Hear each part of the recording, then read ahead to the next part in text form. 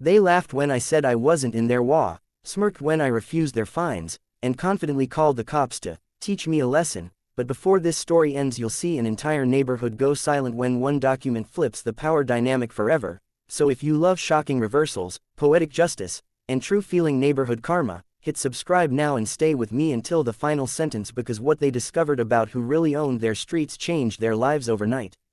The first time the HOA president knocked on my door, I thought she was lost, standing there with a clipboard, a rehearsed smile, and that unmistakable tone of someone used to being obeyed, introducing herself as Marlene from the Willow Crest Homeowners Association and informing me I was in violation for parking my truck overnight on community streets, displaying a security camera that didn't match approved fixtures, and failing to pay 6 months of HOA dues, to which I calmly replied that I wasn't part of their HOA and never had been, which made her blink twice like a buffering screen before she chuckled and said everyone here was part of the HOA. That's how it works, and I told her I appreciated her concern, but my deed predated the development and my property was excluded, and she leaned in, lowering her voice, telling me she'd verify, because people try to lie all the time, then walked off like she'd already won. And I didn't think much of it until a bright orange violation notice appeared taped to my garage the next morning demanding immediate compliance and payment or legal action would follow. So I called the number listed,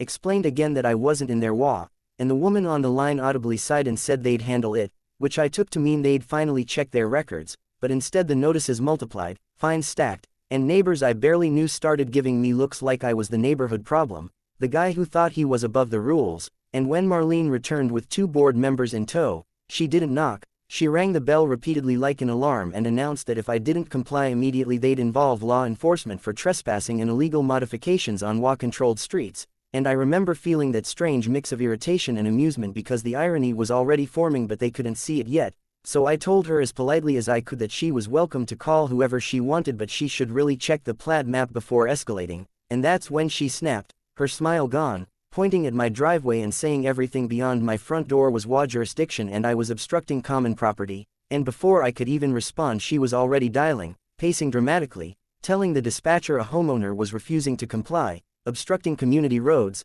and becoming aggressive, which was news to me since I hadn't raised my voice once, and within 15 minutes 2 patrol cars rolled up, lights off but presence loud enough to draw half the street outside, neighbors clustering like it was a block party fueled by curiosity and judgment. And Marlene immediately launched into her speech about rules and authority and noncompliance while one officer turned to me and asked for my side, and I simply said I wasn't part of the HOA and the streets in question weren't theirs to control, which made a few people snicker, and Marlene scoffed loudly saying everyone says that until the paperwork comes out, and that's when the officer asked if I had documentation, so I walked inside, opened a safe I hadn't touched in years, and pulled out a thick folder containing the original deed, the subdivision plat, and a set of easements recorded decades before Willow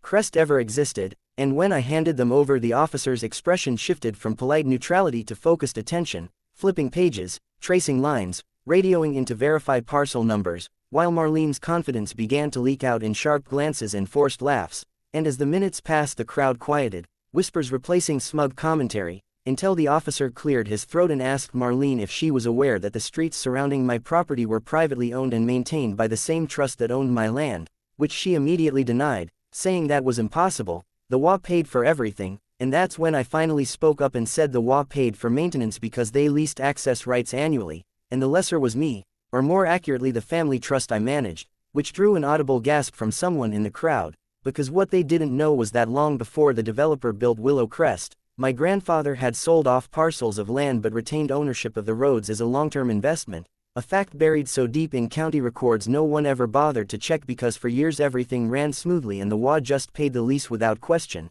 and Marlene's face went pale as the officer confirmed over the radio that yes, the streets were privately owned, not HOA common property, and yes, the owner had full authority to set conditions of use, and no, the HOA had no jurisdiction over my property or my actions, and suddenly the tone shifted, the officer telling Marlene there was no violation, no trespassing, and no grounds for police involvement, and that calling them under false pretenses could be an issue if it continued, which made her start talking fast, backtracking, saying it was all a misunderstanding, but the damage was done, because the neighbors were now looking at her the way they'd been looking at me, with doubt and embarrassment, and one brave soul asked out loud if that meant the HOA didn't actually own the streets at all, and I explained calmly that they never had, that the HOA existed by agreement and contract, not inherent authority, and that agreement required respect on both sides, which Marlene clearly hadn't understood, and the officers left after advising everyone to resolve the matter civilly. But the story didn't end there, because within a week I received a formal letter from the HOA's legal counsel,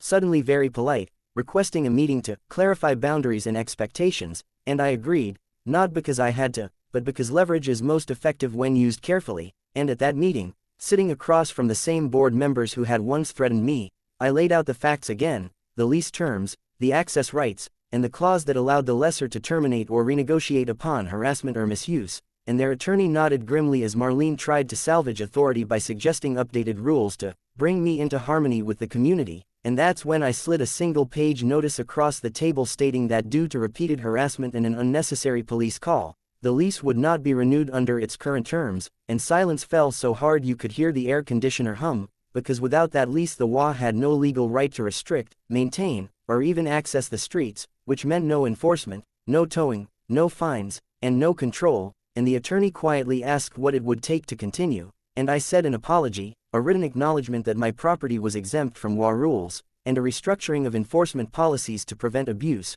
plus a significant increase in the lease rate to reflect current market value. And they balked at first, but reality has a way of pressing in when bravado fails, and within days Marlene resigned citing personal reasons. The HOA issued a public apology letter, and the new lease was signed at triple the previous rate, which lowered dues for residents ironically while stripping the board of its most aggressive powers, and neighbors who once glared now waved, some even thanking me for standing up to what they'd quietly hated for years. And the funniest part was that the same people who had cheered when the cops arrived now whispered the story to newcomers like a cautionary legend, about the time the HOA called the police on the wrong house and learned that power without knowledge is just noise. And every time I drive my truck down those streets, park wherever I please, and see the new, humbler board carefully minding its manners, I'm reminded that ownership isn't just about property lines, it's about understanding them, because the moment they tried to enforce rules they didn't have the right to enforce, they lost everything they thought they controlled, all because they never imagined the quiet guy at the edge of the neighborhood might actually own the ground beneath their feet.